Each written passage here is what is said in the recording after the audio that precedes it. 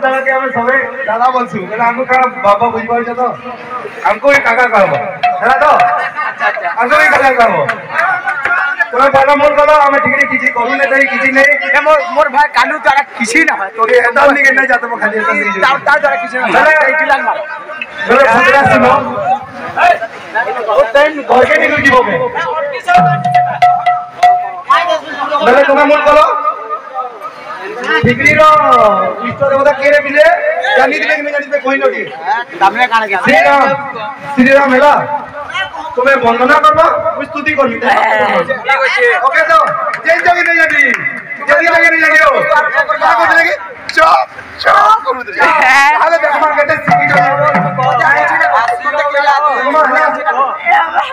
बडंगा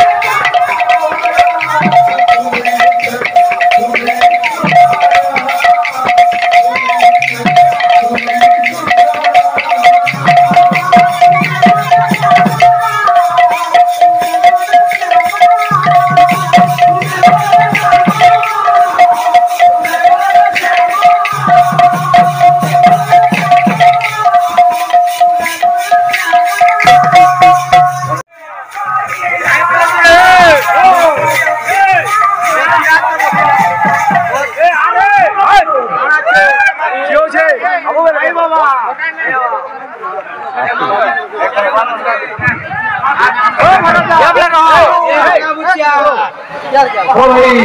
काफी है जुगो कुमारी के डांस स्टेज लगा के फिर तो होमता से जाइला ये की कुमारी वो मोर से जाइला फिर लोग के कुमारी नो अरे का सोना करबा कुमारी ई छोड़ में रोज हरे बाबू माने फुटे जोरे रोले के मीठा लगा फुटे के रोला जे मीठा लगा सोबे भूको जो चेर डोमा फुटे के भूको पूरा के मुए जो विसोद हो गया अच्छा बाबू विसोद ठीक है भाई बिरादे बिरादे कंदरमा कालू भाई अरे ये तो सिर्फ कुमारी को गुरु विष्णु गुरुदेव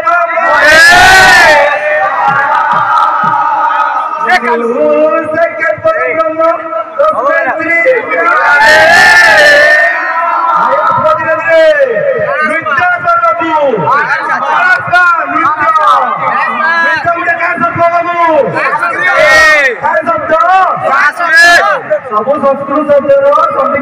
बाबू मोलू सिग्नेचर करबो भाई नृत्य नृत्य